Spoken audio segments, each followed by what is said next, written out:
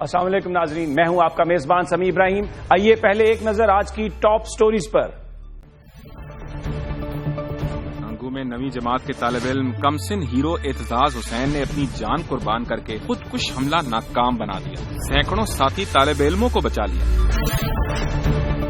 بہادر اور جرأت مند پولیس افسر چودھری اسلم دہشت گردوں کی بزدلانہ کارروائی میں شہید ہو گئے، تحریک طالبان مہمند ایجنسی نے ذمہ داری قبول کر۔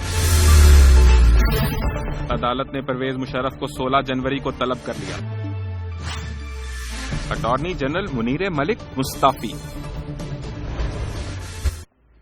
آج کراچی میں افسوسناک واقعہ ہوا اور سی آئی ڈی کے ایس پی چودھری اسلم شہید ہو گئے۔ وہ عیسیٰ نگری کے قریب دہشت گردوں کی کارروائی کا نشانہ بنے لیاری ایکسپریس پر وے پر۔ ان کی اہلیہ کا کہنا ہے کہ وہ اپنے بچوں کو ٹیوشن پر جانے کا ان کا پروگرام لے کر جانے کا پروگرام تھا، لیکن آفس سے فون آیا، وہ دفتر کی طرف روانہ ہوئے، لیکن دفتر پہنچنا انہیں نصیب نہ ہوا۔ یہ 5واں حملہ تھا چودھری اسلم پر۔ دہشت گردوں کے خلاف اور خاص طور پر تحریک طالبان کے خلاف ان کی جو کارروائیاں تھیں وہ پورے پاکستان کے لوگ اس سے آگاہ تھے، اور جو ترجمان ہیں طالبان کے شاہد اللہ شاہد، انہوں نے یہ کہا ہے کہ چودھری اسلم نے بہت نقصان پہنچایا تھا طالبان کو، اور ہم نے اپنے اوپر جو حملے ہوئے دہشت گردوں کے خلاف جو کارروائیاں ہوئیں اس کا ہم نے بدلہ لے لیا ہے۔ لیکن اہم سوال یہ ہے کہ چودھری اسلم جب گھر سے دفتر کے لیے روانہ ہوئے تو وہ کون لوگ تھے جنہوں نے اس انفارمیشن کو لیک کیا؟ کیا اب ہماری صفوں میں دہشت گرد اس طرح پینیٹریٹ کر گئے ہیں کہ کوئی بھی ان سے محفوظ نہیں؟ چودھری اسلم کس طرح کے انسان تھے؟ کس طرح انہوں نے دہشت گردی کے خلاف جنگ میں حصہ لیا اور مقابلہ کیا؟ اس حوالے سے آج ہم گفتگو کریں گے جناب رانا مقبول، جو سابق آئی جی سندھ پولیس ہیں۔ رانا مقبول وہ آفیسر ہیں جنہوں نے چودھری اسلم کو سب سے پہلی ترقی دی تھی، ان کے کام کو بخوبی سمجھتے اور جانتے ہیں۔ السلام علیکم رانا صاحب۔ وعلیکم السلام سمیع صاحب۔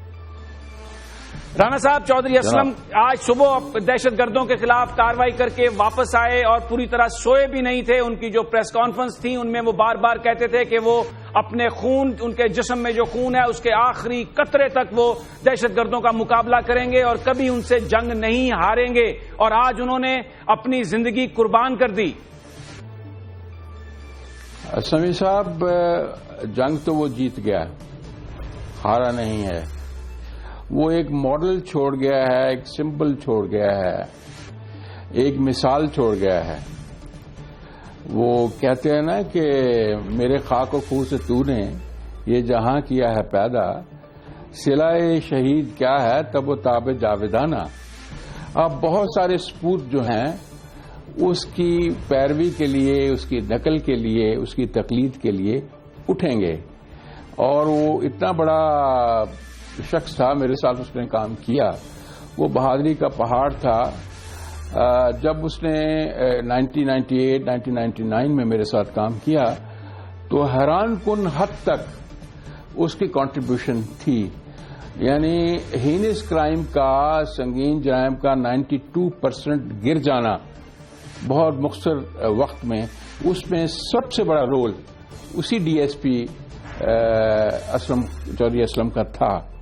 نہایت قابل آدمی، نہایت پولیس کے قواعد اور قانون کے لیے باعمل، اور میں آپ کو بتاؤں کہ ان دنوں میں جو کام اس نے کیا، جو بعد میں بھی وہ کرتا رہا، کیس کو تفتیش کرنا، اس کو تیار کرنا، کورٹ میں ٹرائل کروانا، اور پھر انصاف کے مطابق کنوکشن کروانا۔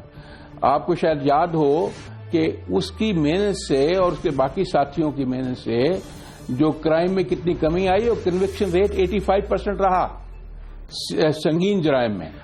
تو میرے لیے تو وہ ایک جرأت اور پیشہ ورانہ قابلیت اور ریلائبلٹی کا ایک پیکر تھا، اس سے زیادہ۔ اچھا رانا صاحب، ایک چیز پر کمنٹ کیجیے، میں آپ کا کامنٹ اس پر چاہوں گا۔ ان کی اہلیہ کا جو بیان ہے کہ وہ تو اپنے بچوں کو ٹیوشن پر لے جانا چاہ رہے تھے، لیکن دفتر سے فون آیا اور وہ چلے گئے۔ اب یہ بیان کیجئے کہ چودھری اسلم تو بہادری سے لڑتے گئے، لیکن دہشت گردوں نے انہیں نشانہ بنایا، پوری ریکی کی، ان کے راستے کا پتہ تھا، یقیناً کچھ انفارمیشن بھی لیک ہوئی ہوگی، تو ان کا جو آج جو شہادت ہوئی، ان کے قتل میں جو لوگ ملوث ہیں ان کو پکڑنے کے لیے کیا ہماری صفوں میں اتنی صلاحیت موجود ہے کہ ہم ان کالی بھیڑوں کو بے نقاب کر کے پکڑ سکیں گے؟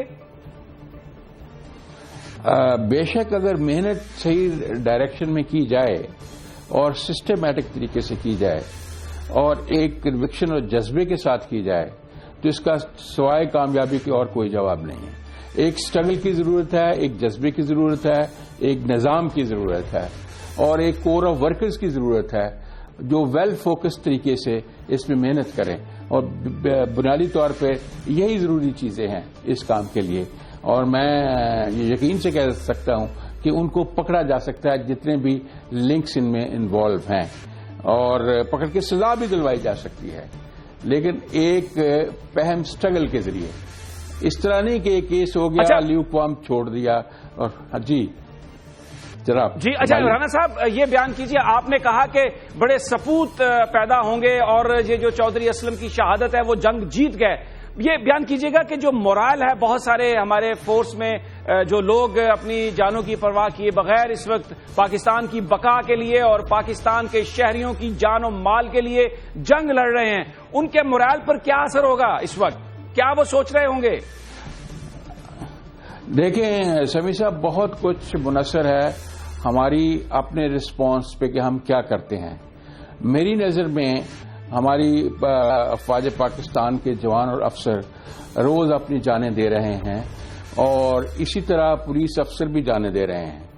فوج کا افسر یا جوان بہت بڑی جب قربانی کرتا ہے تو قوم اس کو نشان حیدر سے نوازتی ہے.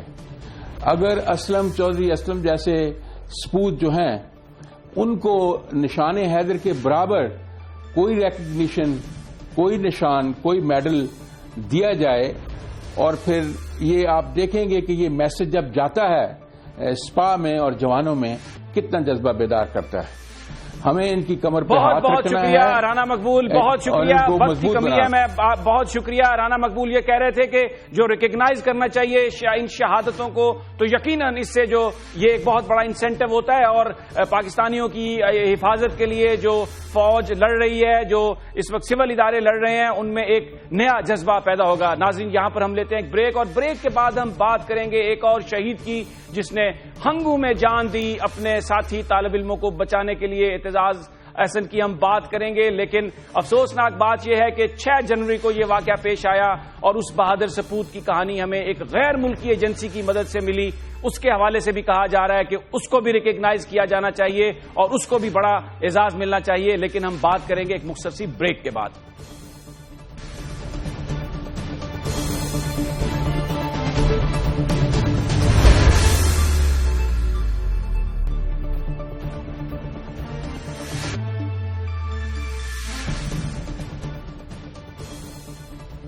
دہشت گردی کے خلاف جنگ میں سیکورٹی فورسز تو دہشت گردوں کا نشانہ ہیں ہی صحیح, اور ابھی تھوڑی دیر پہلے ہم ذکر کر رہے تھے چودھری اسلم کی شہادت کا, لیکن بہت سارے سویلین اور بہت سارے نوجوان بھی اس حوالے سے پیچھے نہیں ہیں. وہ بھی اپنی جانوں کا نذرانہ دے رہے ہیں پاکستانیوں کو بچانے کے لیے. ذکر کرتے ہیں کہ ایسے ہی واقعے کا جو 6 جنوری کو پیش آیا ہنگو میں. ایک نویں جماعت کا طالب علم جو اپنے اسکول کے باہر کھڑا تھا, جس کا نام اعتزاز ہے, وہ اس لیے اسکول کے باہر کھڑا تھا کیونکہ اس کو اسکول پہنچنے میں دیری ہو گئی تھی اور اس کو اندر جانے کی اجازت نہیں مل رہی تھی. لیکن اس وقت ایک دہشت گرد, ایک سوئسائڈل بامبر, اس نے اسکول میں داخل ہونے کی کوشش کی, لیکن اس نوجوان نے جو نویں جماعت کا اسٹوڈنٹ تھا, اس نے اس کے ڈیٹونیٹر کو دیکھ لیا, اس نے اس کو روکا, اس کو دبوچا اور اپنی جان کی پرواہ کیے بغیر اس کو نیچے گرا لیا. لیکن دہشت گرد نے اپنے آپ کو دھماکے سے اڑایا, جس سے یہ نوجوان اعتزاز بھی زندگی کی بازی ہار گیا. نویں جماعت کا طالب علم تھا, اس کے والد مڈل ایسٹ کے ایک ملک میں کام کرتے ہیں. یہ 2 بہنیں اور 2 بھائیوں پر مشتمل ان کا خاندان تھا, اور یہ اس نوجوان نے اپنی جان کی قربانی دی. اور اس وقت اسکول میں تقریباً 2000 بچے تھے. اگر وہ دہشت گرد اسکول کے اندر داخل ہونے میں کامیاب ہو جاتا, بم کو وہاں پہ ڈیٹونیٹ کرتا, تو یقیناً اس سے بہت بڑی تباہی آتی. گورنر پنجاب چودھری سرور ہمارے ساتھ موجود ہیں لائن پر, ان سے ہم گفتگو کرتے ہیں. گورنر صاحب یہ بیان کیجیے گا کہ جو پاکستان کو GSP+ اسٹیٹس ملا, یقیناً آپ کی بڑی ایفرٹ تھی اور بھی جو پاکستانی تھے ان کی بڑی ایفرٹس تھی, لیکن یہ بیان کیجیے گا کہ جو ملالہ یوسفزئی کی وہاں پر اس دن موجودگی تھی یورپین یونین میں, اس نے بھی کنٹریبیوٹ کیا اس حوالے سے؟ جی, وہ ملالہ کو چونکہ ایوارڈ ملا تھا وہاں پر فخروف ایوارڈ, اور ماشاءاللہ اس نے پاکستان کے حق میں بڑی پیشنیٹ اسپیچ کی تھی. اور اس کے علاوہ ہم نے ان کے لیے ایک ریسیپشن جو ہے وہ بھی رکھی تھی اپنا فرینڈز آف پاکستان کی، اور اس میں بھی اس نے کہا تھا کہ I love Pakistan, I love with the people of Pakistan. تو ماشاءاللہ ان کی وہاں پر جو موجودگی تھی وہ سرٹنلی وہ بڑی ہیلپ فل تھی، اور بہت سے ہمارے جو دوست تھے ان کے ساتھ ان کی وہاں پر ہم نے ملاقاتیں بھی کروائی.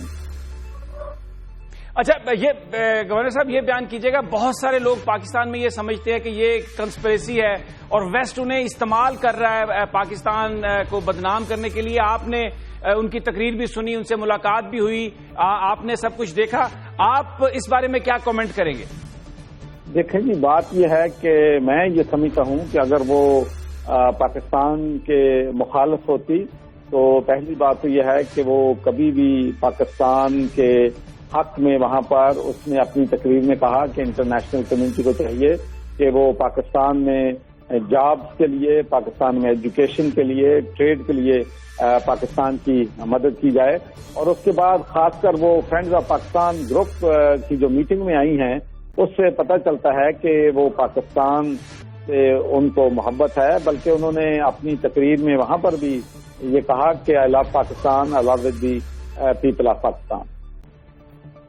اچھا گورنر صاحب، آخر میں آپ سے جاننا چاہوں گا، یہ جو نوجوان بچہ ہنگو میں جس نے سوئسائڈل بامبر کو روکا اسکول میں جانے سے اعتزاز، اس کے بارے میں سوشل میڈیا پر اور بہت سارے لوگ یہ مطالبہ کر رہے ہیں کہ اسے ہائیسٹ ایوارڈ دیا جانا چاہیے. آپ کیا ریکمینڈ کریں گے؟ آپ کی کیا سوچ ہے اس حوالے سے؟ دیکھیں جی، یہ اعتزاز نے اپنی ہسٹری میں بہت بڑی یہ قربانی دی ہے. وہ پاکستان کا، پاکستان کی قوم کا نیشنل ہیرو ہے، جس نے اپنی جان دے کر دوسرے بچوں کی جان جو ہے بچائی ہے. اور یقیناً میری بھی یہ خواہش ہوگی کہ حکومت پاکستان بڑے سے بڑا جو سول اعزاز ہے اس بچے کو دیا جائے. میری دعائیں، میری سمپتھیز اس بچے کی فیملی کے ساتھ ہیں، اور میں اللہ تعالیٰ سے دعا گو ہوں کہ اللہ تعالیٰ ان کے خاندان کو صبر دے. اور یہ ایک بہت بڑی پاکستان کے لیے اس بچے کی قربانی ہے جو تاریخ میں سنہری حروف سے لکھی جائے گی. اچھا، اس پر گورنر صاحب ضرور کامنٹ کیجئے کہ یہ واقعہ 6 جنوری کو ہوا اور ارباب اختیار میں سے کوئی ان کے گھر نہیں پہنچا، کسی نے ان کے جا کے آنسو نہیں پہنچے. جب میڈیا نے یہ ہائی لائٹ کیا اور خاص طور پر جو بیرونی میڈیا ہے اس نے اس خبر کو بریک کیا، تو پھر اس کے بعد ارباب اختیار کی جانب سے اس حوالے سے کچھ سٹیٹمنٹس آئی. کیا یہ ایپتھی نہیں ہے؟ کیا دہشت گردی کے خلاف جنگ جیتنے کے لیے ہمیں اپنے رویوں میں تبدیلی نہیں پیدا کرنی ہوگی؟ دیکھیں جی، جو لوگ بھی دہشت گردی میں شہید ہوئے ہیں، میں نے تو ہمیشہ یہ بات کہی ہے کہ یہ ہماری قوم کے، ہمارے ملک کے ہیروز ہیں. ان لوگوں نے پاکستان کے لیے، پاکستانی قوم کے لیے قربانی دی ہے، اور اعتزاز کی جو قربانی ہے وہ تو ہمارا نیشنل ہیرو ہے. اور میں سمجھتا ہوں کہ یہ دنیا میں ایسی کہیں مثالیں نہیں ملتی کہ ایک بچہ دوسرے بچوں کی جان بچانے کے لیے اپنی جان جو ہے وہ دے دے. تو یہ ایک بہت بڑا ہسٹری کا واقعہ ہے، اور پوری پاکستانی قوم کو اور پاکستانی نیشن کو اس بچے پر فخر ہے.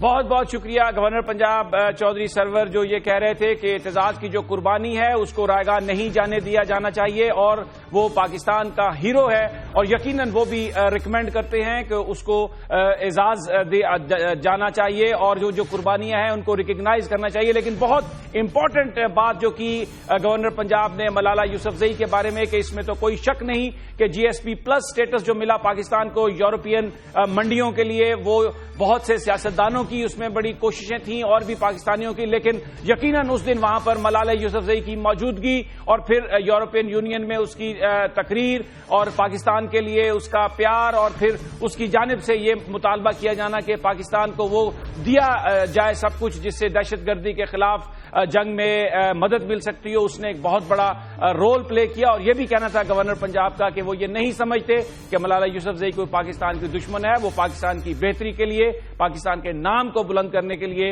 اپنی پوری قوتیں صرف کر رہی ہے. ناظرین، یہاں پر ہم لیتے ہیں ایک بریک، اور بریک کے بعد ہم بات کریں گے جنرل سابق صدر پرویز مشرف کی. آج عدالت نے یہ کہا کہ 16 جنوری کو انہیں پیش ہونا پڑے گا.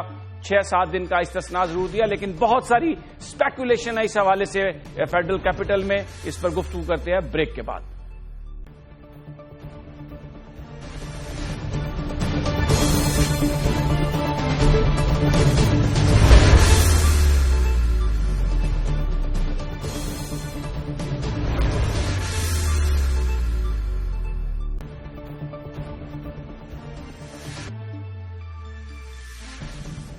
سابق صدر پرویز مشرف کے ذرائع اس بات کو کنفرم کر رہے ہیں کہ 16 جنوری کو وہ عدالت میں پیش ہوں گے.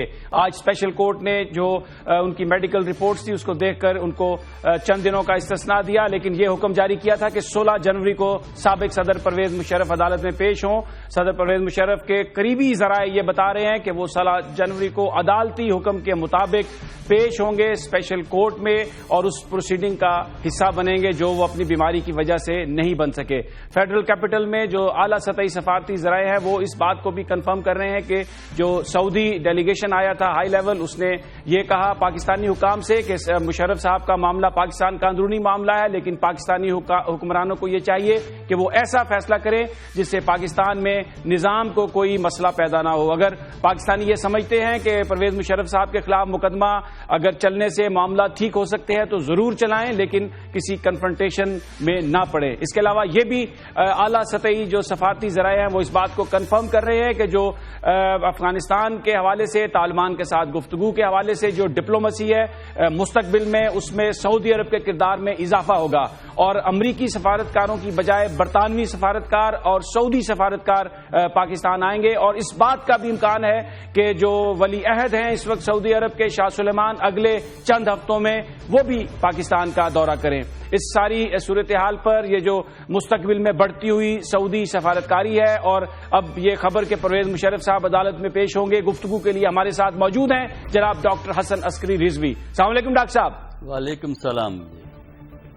ڈاکٹر صاحب، خبر یہ آ گئی ہے کہ پرویز مشرف صاحب پیش ہوں گے عدالت میں 16 جنوری کو. کس طرح سے دیکھتے ہیں آپ اس ڈیولپمنٹ کو؟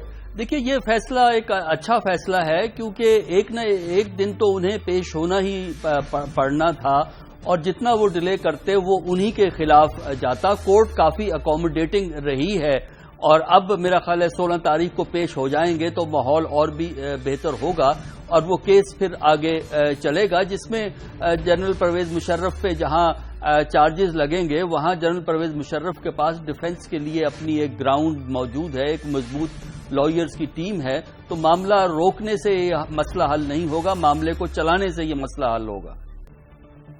اچھا، یہ بیان کیجئے کہ جو بہت سارے اخباروں میں جو خبریں بھی آ رہی ہیں، اور مسلم لیگ نون کے جو رہنما ہیں ان کا یہ کہنا ہے کہ پاکستان کے مسلح افواج اس حوالے سے بالکل ایک دے چکی ہے گرین سگنل کہ آپ مشرف صاحب کے خلاف پروسیس کریں، سارے کے ساری قانونی کارروائی کو چلائیں.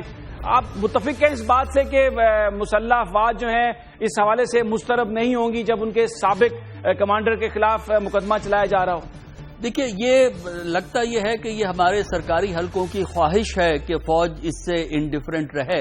اس سٹیج پر تو جو فوج ہے، جو کہ ایک پروفیشنل فوج ہے پاکستان کی، وہ بڑی کلوزلی اس سچویشن کو مانیٹر کرے گی. لیکن مسئلہ یہ ہے کہ حکومت چاہتی یہ ہے کہ پروسیکیوشن جو ہے وہ اس کو پیورلی لیگل ایشو کے طور پہ چلائے اور جنرل مشرف کو کسی طرح پکڑ لیا جائے. لیکن جو ڈیفنس ہے یا جو جنرل مشرف کا اپنا دفاع ہوگا وہ اس سے مقدمے کو پھیلائیں گے، اور وہ ان پلیئرز کا نام لیں گے جو پلیئرز اس میں اور بھی شامل تھے اس فیصلے میں. اس کی وجہ سے فوج کے اہم لوگوں کے نام آئیں گے، اور اگر فوج کا نام ڈریگ ہوگا، جو کہ ہر حالت میں یہ ڈریگ ہوگا جب یہ مقدمہ چلے گا، تو فوج میں تشویش ہوگی، اور فوج جو ہے وہ سائیڈ لائنز میں رہتے ہوئے جس طرح ماضی میں کردار ادا کرتی رہی ہے، میرا خیال یہ ہے کہ اس سلسلے میں وہ انڈیفرنٹ نہیں رہ سکے گی، اور ایک سٹیج آئے گی کہ وہ سائیڈ لائن سے اپنا کردار ادا کرے گی. اور یہ خواہش کہ فوج ایک نیوٹرل رہے میرا خیال ہے اس مقدمے میں رہ نہیں سکے گی جب یہ مقدمہ چلے گا اور معاملہ پھیل جائے گا۔ اچھا، یہ بیان کیجئے گا کہ کچھ یہ اس بات سے کچھ اس طرح کا تاثر تو نہیں ابھر رہا کہ اب اگر پرویز مشرف صاحب نے یہ فیصلہ کیا ہے کہ وہ عدالت میں پیش ہوں گے تو کہیں نہ کہیں کوئی سائلنٹ انڈرسٹینڈنگ کسی جگہ پر ہو گئی ہو؟ دیکھیے، اس کے متعلق تو کہنا بہت مشکل ہے کیونکہ اس وقت بہت سی اسپیکولیشنز چل رہی ہیں۔ سعودی فارن منسٹر آئے تھے، اس سلسلے میں بھی اسپیکولیشنز موجود ہیں، اور روایتی طور پر سعودی عربیہ نے ہمیشہ پاکستان میں جب ڈومیسٹک کانفلکٹ بڑھتا ہے تو ایک اہم اور پازیٹو کردار ادا کیا ہے۔ 1977 میں آپ چلے جائیے، وہاں سے لے کر نواز شریف کے 2000 میں یہاں سے جانے میں سعودیز کا ایک بڑا اہم کردار رہا ہے۔ تو اب بھی اگر 2014 میں ہم یہ سمجھتے ہیں اور 2015 میں پاکستان کے اندر انٹرنل کانفلکٹ بڑھے گا اور اس میں ایک پرویز مشرف والا معاملہ بھی ایک ایڈ ہو جائے گا، ایسی صورت میں وہ سچویشن کو ڈیفیوز کرنے کے لیے کوئی راستہ نکالنے کی کوشش کریں گے۔ 2000 میں بھی انہوں نے جو ہے نواز شریف کے سلسلے میں ایک راستہ نکالا تھا، تو اگر جنرل مشرف کی کنوکشن ہو جاتی ہے تب بھی میرا خیال ہے ان کے لیے راستہ سعودیز نکال سکیں گے۔ اچھا، یہ بیان کیجئے گا کہ اس وقت وفاقی حکومت کی تو یہی خواہش ہے، جس طرح پروسیکیوشن چل رہی ہے کہ 3 نومبر کا جو واقعہ تھا وہاں تک یہ رہے مقدمہ، اور اس میں بھی صرف سابق صدر پرویز مشرف جو ہیں ان کو اس حوالے سے ان کے خلاف فیصلہ لیا جائے۔ یہ معاملہ آگے بڑھے گا جب کیس کی پروسیڈنگ شروع ہوگی، وہ جو بہت سارے دوسرے لوگ تھے جو ان کے ابیٹرز تھے، وہ کیا آپ سمجھتے ہیں وہ بھی پھر اس میں انوالو ہو سکتے ہیں آگے چل کر؟ دیکھیے، یہ مقدمہ 2 ڈائریکشنز میں جائے گا جو کہ ڈیفنس کی سائٹ سے جائے گا۔ وہ ایک تو یہی ہے کہ وہ فیصلہ آرگومنٹ جو کہ پرویز مشرف نے پہلے بھی کہہ دی ہے، وہ آرگومنٹ یہ ہوگی کہ یہ انڈیویجول کا فیصلہ نہیں تھا، کنسلٹیٹو پروسیس کے تحت فیصلہ تھا۔ اب مسئلہ یہ بنتا ہے کہ 18ویں ترمیم میں جو مزید 18ویں ترمیم سے آرٹیکل 6 میں جو ترامیم کی گئی ہیں، اس میں جو لوگ اس میں شامل ہیں، جو لوگ اس میں مدد کر رہے ہیں، ان پہ بھی یہ مقدمہ چل سکتا ہے، اور اس سلسلے میں فوج کے کافی ریٹائرڈ سینئر آفیسر جنہوں نے بڑے اہم عہدے سنبھالے ہیں ان کا نام اس میں آ سکتا ہے۔ دوسرا یہ ہے کہ 18ویں ترمیم کے بعد 99 کے فیصلے کو، جو 99 میں کو ہوا تھا اور جو سپریم کورٹ نے مئی 2000 میں اس کو ایک لیگل کور دیا تھا، اس لیگل کور کی حیثیت بھی 18ویں ترمیم کے بعد مشکوک ہو گئی ہے۔ تو پھر دوسرا پہلو یہ ہوگا کہ کیا پچھلا مقدمہ یا 99 کے ایشو کو بھی کھولا جا سکتا ہے۔ اگر کھولا جا سکتا ہے تو اس میں عدالتوں کے ججز کا بھی نام آ سکتا ہے، کیبنٹ کے لوگوں کے بھی نام آ سکتے ہیں، تو معاملہ میرا خیال یہ ہے یہ بگڑ جائے گا۔ بہتر یہ ہے کہ اس کو عدالتوں کے ذریعے جو سیاسی فیصلے نہیں ہوا کرتے، کیونکہ جو بھی آپ لیگل ایشو کو لمٹ کرنا چاہیں، لیکن جب معاملے سیاسی ہوتے ہیں، جو سیاسی عہدے ہولڈ کرتے ہیں، اس کی ہمیشہ سیاسی امپلیکیشنز ہیں۔ پاکستان کی تاریخ ہمارے سامنے موجود ہے کہ سیاسی معاملات کو لیگل ایشوز تک لمٹ نہیں کیا جاتا، ان کی سیاسی امپلیکیشنز ہوتی ہیں، اور پاکستان میں وہ سیاسی امپلیکیشن کافی مشکلات کا باعث ماضی میں رہی ہیں۔ اچھا حسن عسکری صاحب، اس پر کامنٹ کیجئے کہ جو امریکی میڈیا ہے اس پر بھی بات ہو رہی ہے پچھلے 2 روز سے کہ پرویز مشرف صاحب جو ہیں اس مہینے کے آخر تک چلے جائیں گے ملک سے باہر، اور اس کی اسپیکولیشن کی وجہ یہ ہے کہ جو پرویز مشرف صاحب کے ساتھی ہیں انہوں نے لنڈن میں جو ڈاکٹرز آفس سے رابطہ کیا ہے اور ان سے جو ٹائم مانگا ہے پرویز مشرف صاحب کے معائنے کے لیے، وہ اس مہینے کے آخری دن ہے۔ تو آپ سمجھتے ہیں کہ اگر عدالت میں پیش ہوتے ہیں تو پھر عدالت بھی یہ فیل کرے گی کہ ان کی جورسڈکشن کو مان لیا گیا، اور اس کے بعد یہ بھی کوئی ایک پلاننگ کا حصہ ہو کہ ان کو علاج کے لیے باہر جانے کی اجازت دے دی جائے؟ دیکھیے، یہ اس وقت کہنا بہت مشکل ہے کیونکہ یہ ساری کی ساری چیزیں سپیکولیشنز ہیں، اور ظاہر ہے پاکستان کے اندر سپیکولیشنز اور کانسپریسی تھیریز تو بہت زیادہ پاپولر ہیں۔ تو یہ پھر عدالت فیصلہ کرے گی کہ اگر میڈیکل سچویشن ان کی ایسی ہے کہ ان کو کسی آپریشن کے لیے باہر جانا ہے، تو پھر جو ان کی اسپیشل کورٹ ہے وہ فیصلہ کرے گی کہ ان کو اجازت دی جائے کہ نہ دی جائے۔ لیکن میرا اپنا خیال یہ ہے کہ جیسے جیسے یہ مقدمہ پروسیڈ کرے گا، آپ یہ دیکھیے گا کہ انٹرنیشنل ڈپلومیٹک پریشر بھی بڑے سٹل طریقے سے، کوئی پبلک سٹیٹمنٹ نہیں آئے گی، بڑے خاموشی سے پریشر ہوگا، اور پاکستان کے اندر سے بھی ہمارے جو ہے فوج کی طرف سے سائیڈ لائن سے ایک کردار واضح طور پہ نمودار ہوگا، کیونکہ اندازہ ہمارا یہ ہے کہ خواہش کے باوجود معاملات پھیل جائیں گے۔ بہت بہت شکریہ جناب حسن عسکری رضوی صاحب، جو یہ کہہ رہے تھے کہ یہ بہت اچھا فیصلہ ہے۔ پرویز مشرف صاحب نے فیصلہ کیا ہے کہ وہ 16 جنوری کو عدالت میں پیش ہوں گے، یہ قانون اور آئین کے مطابق ہوگا، اور یقیناً جو اس وقت تناؤ ہے عدالت کے درمیان، جو ایک یہ پرسیپشن بنتا جا رہا تھا کہ پرویز مشرف صاحب عدالت میں پیش نہیں ہوں گے اور یہ جو فرد جرم عائد ہونے کا معاملہ ہے ان پر وہ تاخیر کا شکار ہوتا رہے گا، کیونکہ بہت سارے حلقے یہ نہیں چاہتے کہ آرمی کے سابق سربراہ پر فرد جرم عائد کی جائے۔ اب وہ معاملہ حل ہوتا ہوا نظر آتا ہے، لیکن آنے والے دنوں میں یقیناً جو سعودی ڈپلومیسی ہے اس میں اضافہ ہوگا۔ اس کا تعلق براہ راست جو پاکستان اور کی صورتحال ہے، افغانستان کی صورتحال ہے، طالبان کے ساتھ جو مذاکرات کا معاملہ ہے اس سے اس کا گہرا تعلق ہے، اور اس بات کا بھی امکان جو ہے وہ اپنی جگہ موجود ہے کہ عدالت میں پیشی کے بعد سابق صدر پرویز مشرف کو اس بات کی اجازت مل جائے کہ وہ اپنے علاج کے لیے بیرون ملک جا سکے۔ لیکن بہرحال جو اچھی خبر یہ ہے کہ جو قانون کا تقاضا تھا، جو عدالت کا حکم ہے، خبر یہ ہے کہ پرویز مشرف صاحب نے یہ فیصلہ کیا ہے، اپنے قریبی ساتھیوں کو اس بات سے آگاہ کیا ہے کہ وہ 16 جنوری کو عدالت میں پیش ہوں گے۔ ناظرین، یہاں پر ہم لیتے ہیں ایک بریک، اور بریک کے بعد ہم بات کریں گے۔ خبر یہ آ رہی ہے کہ اٹارنی جنرل منیر ملک نے استعفیٰ دینے کا فیصلہ کر لیا ہے، وہ رخصت ہو رہے ہیں۔ اس حوالے سے جو بتایا جا رہا ہے وہ یہ ہے کہ یہ انہوں نے فیصلہ اس لیے کیا ہے کہ ان کی صحت خراب ہے اور وہ 4 ماہ کے لیے بیرون ملک جائیں گے، لیکن بہت سارے لوگوں کا یہ کہنا ہے کہ کچھ اختلافات تھے، پرویز مشرف صاحب کا معاملہ بھی تھا، اور کچھ اختلافات اس لحاظ سے تھے کہ جس انداز میں وفاقی حکومت نے سرکاری افسروں کو نکالنے اور بھرتی کرنے کا عمل شروع کیا وہ اس سے ناخوش تھے۔ لیکن کچھ لوگوں کا یہ کہنا ہے کہ بڑی وجہ یہ تھی کہ وہ نواز شریف صاحب کو یہ موقع دینا چاہتے ہیں کہ وہ اپنی مرضی کی ٹیم کو لا سکیں۔ اس پر ہم بات کریں گے جسٹس ریٹائرڈ طارق محمود چودھری سے، لیکن ایک بریک کے بعد۔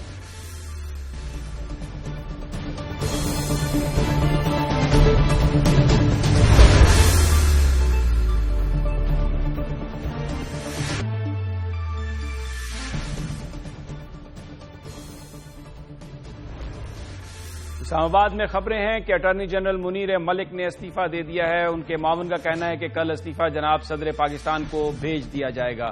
منیر ملک صاحب کو اپوائنٹ کیا گیا تھا تقریباً 6-7 مہینے پہلے، اور اس وقت ضرورت حکومت کی تھی کہ وہ ایک برج چاہتی تھی چیف جسٹس افتخار چودھری اور ایگزیکٹو کے درمیان۔ منیر ملک کی بڑی قربانیاں تھیں، بڑی ان کی کاوش تھی جناب چودھری افتخار صاحب کو ری انسٹیٹ کرانے کے حوالے سے۔ جو وکلا کی تحریک تھی اس میں وہ صف اول کے رہنما تھے۔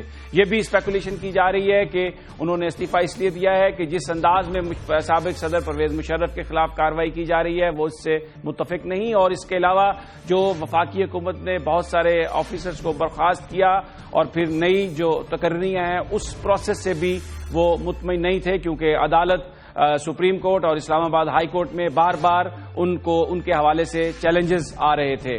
لیکن جو منیر ملک کے ذرائع ہیں ان کا یہ کہنا ہے کہ انہوں نے اپنی خرابی صحت کی وجہ سے استعفیٰ دیا ہے اور انہوں نے بیرون ملک جانا ہے اپنے چیک اپس کے کرانے کے لیے۔ اس وقت جسٹس ریٹائرڈ طارق محمود چودھری ہمارے ساتھ موجود ہیں، وہ بھی وکلا تحریک میں بڑے ایکٹیو تھے، منیر ملک صاحب کو بہت اچھے انداز میں اچھے طریقے سے جانتے ہیں، ان سے اس حوالے سے گفتگو کرتے ہیں۔ السلام علیکم طارق صاحب۔ وعلیکم السلام۔ طارق صاحب، بڑا یہ ان ایکسپیکٹڈ تھا، 2-3 دن پہلے اسپیکولیشن آنا ہی شروع ہوئی، لیکن اب یہ بات آلموسٹ کنفرم ہے کہ وہ استعفیٰ دے رہے ہیں۔ کیا وجوہات ہو سکتی ہیں، آپ کس نظر سے دیکھتے ہیں؟ دیکھیں، میں پہلے آپ کو ایک بات بتا دوں کہ یہ میرے لیے تو کوئی نیوز نہیں ہے، بلکہ میرا خیال ہے جس وقت انہوں نے وہ آئے تھے تو شاید اس وقت ہی تقریباً یہ بات طے تھی۔ لیکن منیر ملک صاحب کا ایک حوالہ میں تھوڑا سا پرانا دے دوں کہ دیکھیں، بعض اوقات کچھ ایسے ایونٹس ہوتے ہیں جس سے ہسٹری تبدیل ہوتی ہے۔ انہوں نے نومبر 2006 سے as a president supreme court take over کرنا تھا، کیونکہ اکتوبر میں الیکشن ہوا، اور دلچسپ بات یہ ہے کہ اس وقت کچھ قوتوں نے ان کو ہرانے کی کوشش کی تھی، لیکن بعد میں جب ہسٹری چینج ہوئی تو شاید یہ انہی کے لیے ڈھال بن گئے۔ اور میں یقین سے کہتا ہوں کہ اگر یہ منیر ملک اس وقت مارچ 2007 کو پریزیڈنٹ نہ ہوتے تو ہو سکتا ہے کہ پاکستان کی ہسٹری کچھ اور ہوتی۔ اور آپ کو یہ بھی یاد رکھنا چاہیے، کراچی میں ان کے گھر پر حملہ ہوا تھا، جس میں اس کی بیٹی جو شاید دنیا میں ان کو سب سے زیادہ عزیز ہے وہ بال بچی، اور اٹک جیل سے جب ان کو شفٹ کیا گیا تھا 3 نومبر کے بعد جب ہم سب جیلوں میں چلے گئے تو اس وقت بھی انہوں نے موت کو تقریباً ہاتھ لگا کے آئے تھے۔ رہی بات یہ کہ دیکھیں وہ جو ہے جو جنرل مشرف کی آپ نے بات کی ہے، میرا خیال اس میں ان کا کوئی ایسا ایشو نہیں تھا. اور دوسری بات یہ ہے کہ جہاں تک یہ افسران کی تعیناتی کا مسئلہ ہے، بلکہ دلچسپ بات میں آپ کو بتا دوں کہ جس وقت انہوں نے میاں صاحب سے لاہور میں جا کے ملاقات کی تھی الیکشن کے فوراً بعد، تو اسی وقت میاں صاحب کو مطلب یہ انڈرسٹینڈنگ کلیئر ہو گئی تھی کہ وہ جو ہے جو اپنی ٹیم لے کر آئیں گے وہ اپنے طور پر لے کر آئیں گے، بلکہ وہ مسلم لیگ نواز کی جو وہ لسٹ جو عام طور پر بعض اوقات ہوتی ہے، گورنمنٹ چینج ہوتی ہے تو ان کے لوگ آتے ہیں، اس کے مطابق نہیں چلیں گے. اسی وجہ سے مسلم لیگ نون کے جو وکلا جو ہیں وہ کچھ اس حوالے سے ناراض بھی تھے.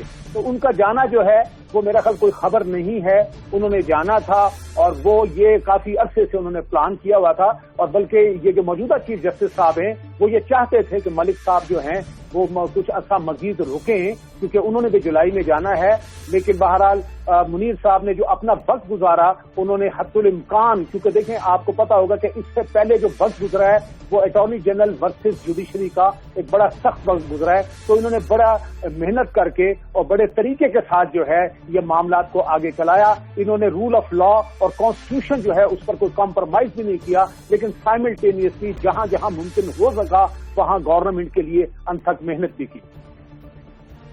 جج صاحب اس پر پھر کمنٹ کیجئے کہ یہ جو ٹینڈنسی ہے سیاستدانوں میں کہ جب وہ آتے ہیں حکومت میں تو اس کے بعد پھر وہ اپنے لوگوں کو لانے کی کوشش کرتے ہیں، اور وہ لوگ جن کی انٹیگریٹی ہے، جیسے منیر ملک کے حوالے سے بات ہو رہی ہے، ان کو حالات میں چھوڑنا پڑتا ہے، جانا پڑتا ہے. تو پھر یہ جو نظام کی ہم مضبوطی کی بات کرتے ہیں وہ اس پر آپ کیا کامنٹ کریں گے؟ دیکھیں اس میں صرف میں ایک گورنمنٹ والوں کو میسج دینا چاہتا ہوں کہ دیکھیں جس وقت آپ کی گورنمنٹ آتی ہے تو آپ کی گورنمنٹ کو وکیلوں نے ڈیفینڈ کرنا ہے. تو اگر آپ کمپیٹنٹ وکیل لائیں گے، اچھے وکیل لائیں گے تو یقیناً آپ کے کیسوں کی پیروی بہتر طریقے سے ہوگی اور آپ کے لیے مسائل کم ہوں گے. لیکن اگر مثال کے طور میرٹس کے بغیر آپ لوگوں کو لائیں گے تو یقیناً جو ہے الٹیمیٹلی آپ سفر کریں گے. لیکن میں ایک بات کہتا چلوں کہ مسلم نون کے پاس جو جہاں تک میری معلومات ہیں ان کے پاس اچھے وکیلوں کی نہ اب کمی ہے نہ اس سے پہلے تھی. لیکن یہ ڈیفینیٹلی اس وقت جو میاں صاحب تھی یقیناً ان کا یہ بڑا پن تھا کہ انہوں نے نہ صرف، حالانکہ الزام یہ ہے کہ ہمیشہ لاہور سے لوگ لیتے ہیں، وہ لاہور سے باہر بھی گئے اور وہ اپنی پارٹی سے بھی باہر گئے. اور جہاں تک میری معلومات ہیں اور مجھے بہت سی معلومات ہیں انہوں نے پورا اسپیس دیا اور منیر ملک نے بھی اپنی پوری دیانتداری اور محنت کے ساتھ اور ایکسٹرا محنت کر کے، کیونکہ ان کی وکالت جو ہے بہت اچھی تھی، مطلب ادروائز جو پریکٹس کے لحاظ سے انہوں نے اس وقت قربانی بھی دی اور انہوں نے اچھے طریقے سے اپنا کنڈکٹ کیا. اور آنے والے دنوں میں یقیناً جو ہے ان کا نام جو ہے ہر کوئی جو ہے اچھے طریقے سے ان کو یاد کرے گا. اچھا جج صاحب یہ بیان کیجیے گا کہ اب منیر ملک صاحب تو رخصت ہو رہے ہیں، جو نئے اٹارنی جنرل آئیں گے کیا سمجھتے ہیں کہ کیا ان کو بڑا چیلنج ہوگا؟ کیونکہ منیر ملک صاحب کو تو اس لیے لایا گیا تھا کہ ایگزیکٹو اور جوڈیشری کے درمیان جو تعلقات ہیں وہ اسموتھ ہو جائیں، کیونکہ چیف جسٹس افتخار چودھری صاحب اور منیر ملک ایک دوسرے کو بہت اچھی طرح جانتے اور سمجھتے تھے. نہیں، میرا خیال ہے آنے والے اٹارنی جنرل کو کوئی ایسا سخت چیلنج نہیں ہوگا جہاں تک میں تو. لیکن ایک کیس ایسا ضرور ہے اور وہ ہے مسنگ پرسن کا ایشو. اس کے حوالے سے ایک پرابلم ضرور رہے گا، وہ اٹارنی جنرل کو بھی رہے گا، وہ جوڈیشری کو بھی رہے گا. اور سب سے بڑی بات جو ہے میں ان بٹوین دا لائن یہ بات کر رہا ہوں، حکومت کو رہے گا، ایگزیکٹو کو. کیونکہ بات بڑی سیدھی ہے کہ مسنگ پرسن کا جو ایشو جو ہے وہ جن لوگوں سے ریلیٹ کرتا ہے somehow are the other, وہاں پر چیزوں کو صحیح طریقے سے انڈرسٹینڈ نہیں کیا جا رہا ہے. کیونکہ ان کو سمجھنے کی بات یہ ہے کہ ایک طرف آئین ہے، اس میں دیے گئے فنڈامنٹل رائٹس ہیں، اور دوسری طرف سے ان لوگوں کو بھی ایشوز ہیں جن کو ان کے بارے میں کنسرن ہے. تو اس کا راستہ اس طریقے سے یقیناً نکل سکتا ہے کہ اگر لا میں کمزوریاں ہیں ان لاز کو آپ تھوڑا سا سخت کر دیں، اس میں جو ہے ایویڈنس کا جو ہے کرائٹیریا جو ہے اسٹرکٹ کر دیں. لیکن ایک بات یاد رکھنی پڑے گی کہ اگر جب تک یہ فنڈامنٹل رائٹس موجود ہیں تو پھر یہ نہیں ہو سکتا کہ جس وقت جس کا دل چاہے کسی کو اٹھا کے لے جائے اور اس کو غائب کر دے. وہ کہ یہ بات میں ماننے کے لیے تیار ہوں کہ جن لوگوں پر الزام ہے یقیناً وہ بھی اسٹیٹ کی جو ہے وہ ایک ذمہ داری پوری کر رہے ہیں اور وہ اسٹیٹ کے حق میں یہ کام کر رہے ہیں. لیکن شاید کام کرنے کا تھوڑا سا طریقہ غلط ہے، کچھ رویہ ان کو ہی بدلنا پڑے. لیکن اس وقت ایگزیکٹو جو ہے جہاں تک مسنگ پرسن کے حوالہ ہے، جہاں تک میری معلومات ہیں، وہ خاصی مشکل میں ہے. بہت بہت شکریہ جسٹس ریٹائرڈ طارق محمود صاحب، جو یہ کہہ رہے تھے کہ جو ایک بڑا معاملہ ہوگا ایگزیکٹو کے سامنے اور اٹارنی جنرل کے سامنے، وہ شاید مسنگ پرسن کا کیس ہوگا۔ طارق محمود صاحب کا کہنا تھا کہ بڑا پن تھا یہ وزیراعظم نواز شریف کا کہ انہوں نے لاہور سے نہیں لیا اٹارنی جنرل، کراچی سے لیا اٹارنی جنرل۔ مسلم لیگ نون کے اندر قابل وکلا کی نہ پہلے کمی تھی نہ اب کمی ہے، اور یہ جو گیپ ہے وہ اس کو فل اپ کر سکتے ہیں، لیکن بڑا چیلنج جو ہوگا وہ مسنگ پرسن کے حوالے سے ہوگا، اس کیس کے حوالے سے ہوگا جس میں پاکستان کے مقتدر اداروں کا نام بھی آتا ہے۔ ناظرین، یہ تھا آج کا پروگرام، اس ہفتے کا آخری پروگرام۔ اب سوموار کو آپ سے ملاقات ہوگی ٹاپ سٹوری میں، تب تک اپنا اور اپنے ساتھیوں کا خیال رکھیے گا۔ اللہ نگہبان۔